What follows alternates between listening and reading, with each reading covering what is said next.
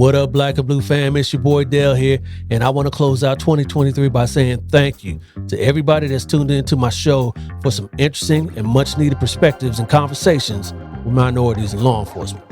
2023 saw a lot of growth in the show and the channel, and I want to highlight that with a compilation of clips from every interview I did this past year.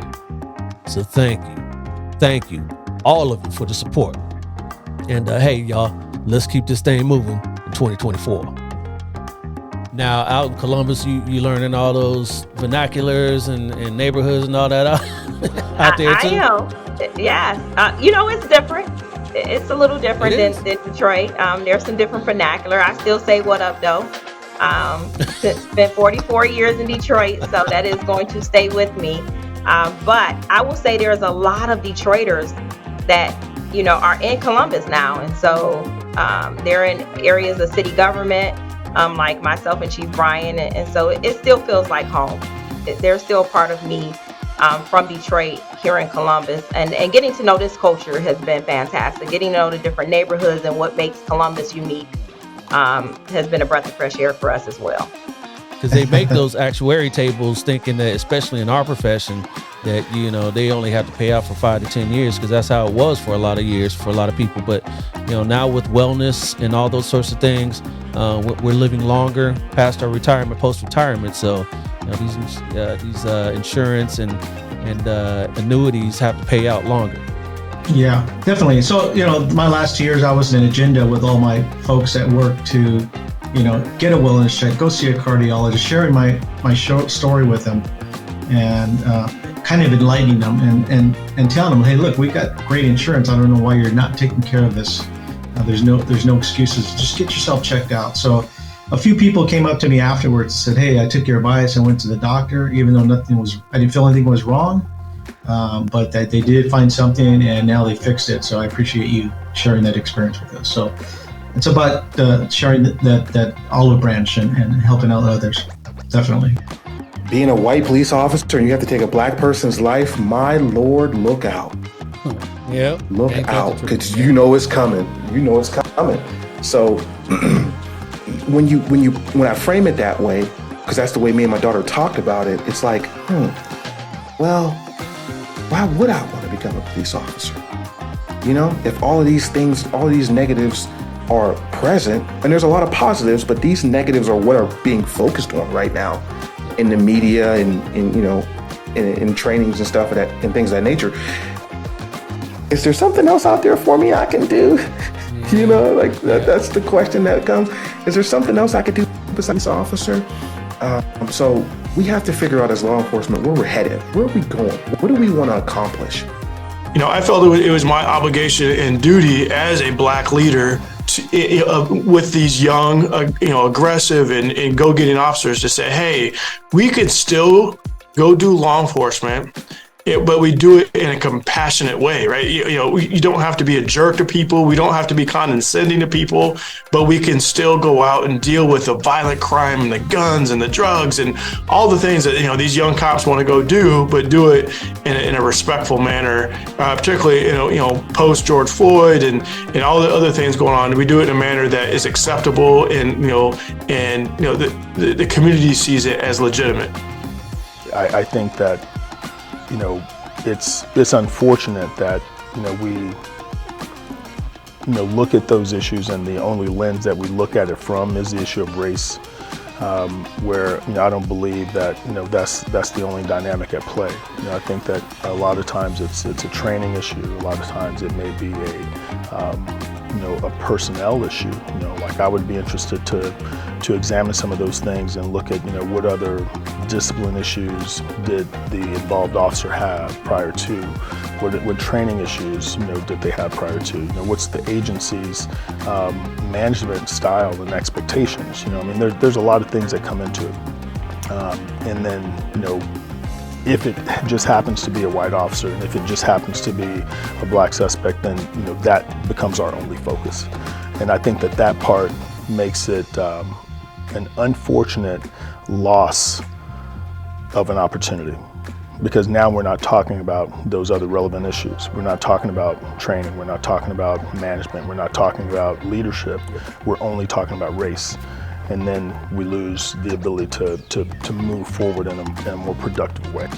As a young man growing up in South LA, I was stopped, like much of our community members, by the police. And I don't think that we have a problem being stopped. It's just that how we're treated during that stop, or the questions and answers that may arise from that.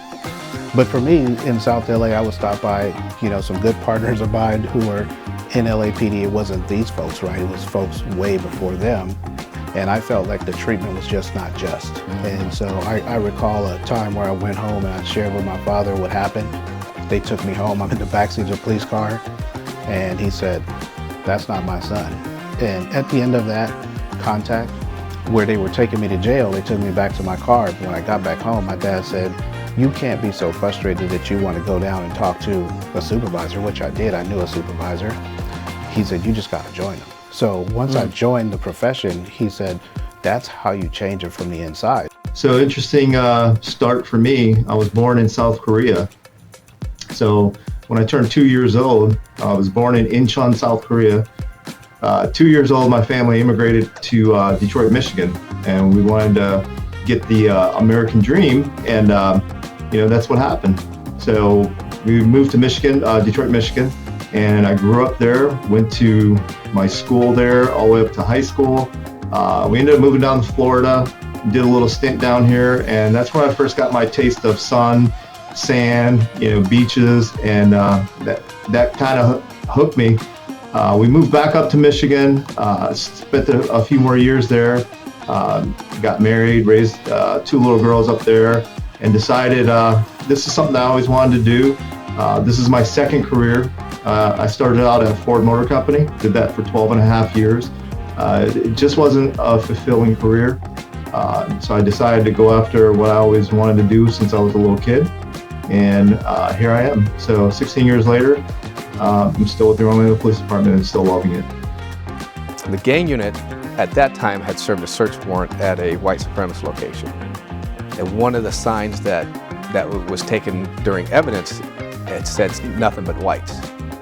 And so when Fred was out on the field one day, they called him back in the office. So everybody was in the office and waiting for Fred to come in, because what they did was they placed that nothing but white sign over Fred's cubicle and wanted to see his reaction. And Fred he was a linebacker in the NFL. So he was 6'4", 250, rock solid dude. And, obviously that affected him, because when they called him in the office, everybody laughed. But obviously it wasn't funny to Fred, because right when he got there, he took a picture of it and drove straight to my house. And that sergeant left that sign up there for 3 weeks. I remember, like in law enforcement, when I came in, you think about all of the sort of the strict, when I say strict, the rules that you had, that, your mustache couldn't be of a certain length. You couldn't have a beard. You couldn't have tattoos, right? And look at where we are today. Now, we're hiring people with tattoos. We're allowing, officers to wear beards. It's just a different day. And I think we in law enforcement have had to change from this total paramilitary style that still, I think, some departments haven't gotten to yet. But I think we have to adapt and really understand that we're recruiting a different type of individual now. And we need to be open to that, still keeping our standards high, right? I think but the question is, sometimes you have to ask, does having a tattoo that's not offensive on somebody's body, is that going to prevent that individual from doing the job, right? And that's the real question that you have to ask about a lot of these things when we've set these rules in place. And I think by us loosening that up, we've now opened the door wider of more inclusiveness. And I think there's still some debate about some other things that are in the sort of the rules of our hiring that may need to be adjusted. I know a lot of chiefs, we're talking about that constantly. It's interesting about that. I do think that there should be a nationwide standard, and there's plenty of examples to look out into the world about that. And we can talk about 2015 after Ferguson. the Obama administration, that DOJ, the Holder administration came out with 21st century policing, right? And it came out with those pillars as a standard, right? And we were fortunate enough here in California, or at least in our agency, to go, yeah, we're doing that. Yeah, we got that. Oh, where are you doing that? Oh yeah, we do that. Oh yeah, we already got that. And so for us, it was not a heavy lift. We were already doing those things, but there's a disparity. That not every police department is a police department, right? And with training and a lot of other things, and some of them lack the funds, lack the ability to meet those training requirements or to get those things that they need to be, successful in their communities. And so yeah, it's hard, but I do think that there should be some standards. There should be some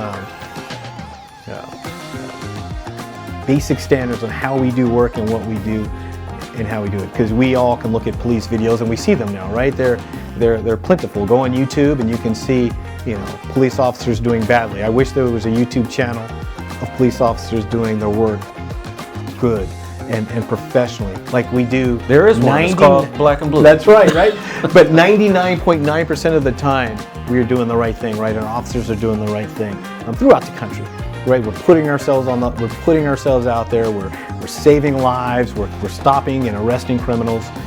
But that's an afterthought, because we want to focus on the one or the few that happen, and it's unfortunate.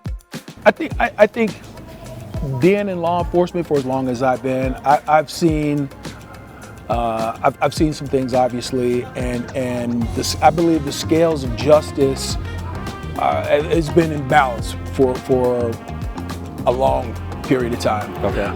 For people of color, for people of different socioeconomic statuses, for just a myriad of different reasons. And I'll give you an example. You could have one person of one background commit a crime and another person of another background commit the same crime. You might have two completely different outcomes. And so knowing that there's been such an imbalance, what I'd like to do is I'd like to see everybody treated equally, fairly, no matter your political affiliations, your religious backgrounds. It's to me, it's not about that. It's about a fair and equal application of the law, no matter who you are, no matter how much money you have or don't have. So those are some of the things that part, over the last, decade or so, I've just been kind of noticing, some trends and some different outcomes. And I said, I believe we need more good cops, but I also believe we need more good lawyers to protect those that can't protect themselves. And when I say that, it wasn't just the one day, it was everything that even came after the murder of George Floyd, I can tell you, like, there were times where I would go out, like, especially when the protests came downtown, because at the time I was the major overseeing the jail and courts for Hennepin County. So the trial for Derek Chauvin, as well as the other high-profile hearings that we had, that was on my watch. That was at the courthouse that I was in charge of making sure that I provided safety and security, while at the same time balancing people's First Amendment, right? So, when I would go out there and talk to people, there are some people who are like, well, what are you going to do? I'm not going to talk to people. And, well, what are you going to say? I don't know. I don't plan it. I just stay true to who I am. And albeit that there were some people who did not want to see me out there because I had a uniform and I had this badge. I had to tone that out and find the people who did want to hear from me, who did want an explanation as to what's going on, who did want to understand the process. One of the things that irks me is, when we get those calls and they expect us to be the parents. Oh, I'm just going to let you know, preach. Absolutely, right? Because people, one of the things we do a lot of community engagements at our agency, sure, just like others. And one of the first things I hear, if I hear a parent coming from a former preschool teacher turned police officer, when I hear someone say, "Oh, I'm going to tell the cop, I'm going to tell that police officer, you're going to get in trouble." Oh, I hate that. I take that, I go right over there, I drop down to that child's level, I said, you're not in any trouble. And then I look up at that parent and I'm like, don't tell them that. That's the last thing. I mean, that stigma gets created at such a young age. And now we have a 9-year-old scared of us based off of what parents have said. So no, I'm with you on that. It's actually quite interesting because most of my life, although I'm in law enforcement, I believed I was naturally an introvert. And it wasn't until about 2015 when I received my first promotion to an official supervisory position, and I was becoming a lieutenant, where I wanted to increase my communication skills. Because as we all know, supervisors speak, they communicate, they have briefings, they have roll calls, they have all these different things that they have to be able to disseminate in a clear manner. And I had too many people that were in these roles that I had experienced that had no way to communicate, and it was horrible. So in order to avoid that myself, I actually joined an organization called Toastmasters. And that particular group, I can tell you, it's changed my life when it comes to speaking. It taught me about public speaking skills, it taught me about leadership, and I was only paying $60 every 6 months. Going in front of a group of people that all want me to succeed. It's even to the point to where in Beaumont, I'm being asked to help open another Toastmasters club on how effective it's been. But I started my speaking career in that point, and I was like, okay, actually, I'm kind of decent at this. Let me kind of see where this goes. And then one of my former coworkers that was in Border Patrol, he was in the John Maxwell team. And I saw it, I was like, this is interesting. So what kind of interests you in the LA school police? What interests me in school police is the students. You know, I thought it was different. What was funny was that when I had the chief interview before I got hired, he asked me about a degree. He said, "Hey, do you have a degree?" And I said, "No." He said, "I want you to get the degree." He said, "Tell me what you're doing in corrections." So of course I gave him the big things. I was in the riots, stabbings, I was in maximum security, all that stuff, right? Thinking that I was gonna press him. And he said, "Well, how I know you're not gonna do that and hurt my kids?" So it made me think. Yeah. Now I had to, of course, convince him my mindset wasn't like that. And so he said, "Hey, I want you to get the education." So that was another thing that encouraged me, the education. So education's still back in my mind. I got to get the education, And my grandfather was a full-bird colonel, as an officer in the Air Force. My uncle, went to West Point. My mom and dad, they both have degrees, bachelors.